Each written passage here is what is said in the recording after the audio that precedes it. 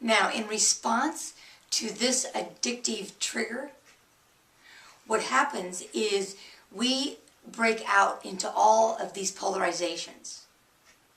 So we begin having this ambivalence. And that ambivalence is expressed in two opposite parts of us. So today we're going to work with the rebel and the tyrant. When we're dealing with our addictive behavior, often in an attempt to mitigate that acting out, we approach it with a real kind of tyrannical part of us. Okay, tomorrow I'm going to go on a diet. Tomorrow I'm going to never smoke again. Okay, this is the last time I do this. And we start setting up these programs for ourselves that are very restrictive. And we can pull that off for a while. But then it gives birth to the rebel within us. I'm not going to do that. So we go back and forth. Now this is a little bit of a variation on that critical self and the wounded self. The rebel tends to be more of our inner adolescent. At least that's how I experience it. And it's also important to think about the fact that most people that start their addictive behavior started in early adolescence, when we get to a place where we're trying to break away and establish some sort of independence. Overwhelmed by that task, we rebel or implode. We become aggressive or passive, rebellious or complacent. All right, so today's sequence is going to be working with that rebel and that tyrant. So before you do the sequence, take a moment and give form to that real tyrannical part of you. The part that puts you on all these restrictive programs. And imagine that that part of you is sitting on one side of the teeter-totter. Now the other side is balanced by the rebel. What dissolves both of these is to come into that wise, compassionate part of self. So we're going to deal with the ambivalence and move into the compassion. So I invite you to join me.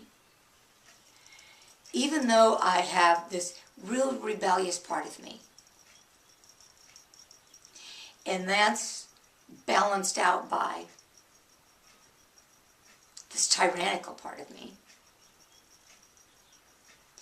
I want to find some balance that brings me back to a state of faith, hope, and love. So even though I've got this real tyrannical voice within me, and that's countered by the rebel within, I choose to neutralize both of those extremes so that I can come back into a state of compassion and balance. So even though I have this really extreme restrictive part of me, it always triggers this rebellious part within. And I choose now to help those two heal. Now, we're going to first talk about the restrictive, then do a round on the rebellious, then the back and forth, then the healing. I can restrict this acting out behavior. I can control it. I can be rigid enough. I will be rigid enough. I'll get us back on track. I'll do this tomorrow. Never again will I act out in this way. This is it. This binge is the last binge. This time's the last time I go to the casino. This is the last time I'm going to overeat. Tomorrow I start that diet. Tomorrow I'll come back into control. But tomorrow never comes. And if it does, it's short-lived. Because once I start to restrict, I also start to rebel. I'm not going to do that. Who do you think you you are to tell me what to do. The minute you restrict my options, I flatline. I rebel. I do just the opposite. You talk about wanting to quit smoking? Watch me. I'll smoke even more. You talk about going on a diet? Watch me. I'll eat even more. You can't control me with all your rules and regulations. I'll just act out more. I'll just act out more. Caught between these two polar opposites. My need to rebel. My need to restrict. Rebellion. Restriction. Back and forth. I'm so worn out. I don't want to do this anymore.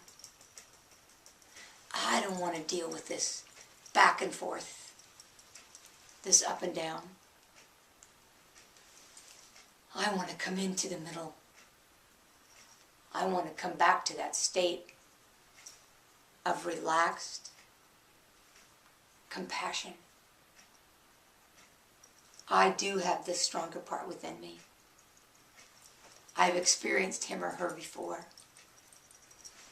I choose to go there now. I choose to soften the rigidity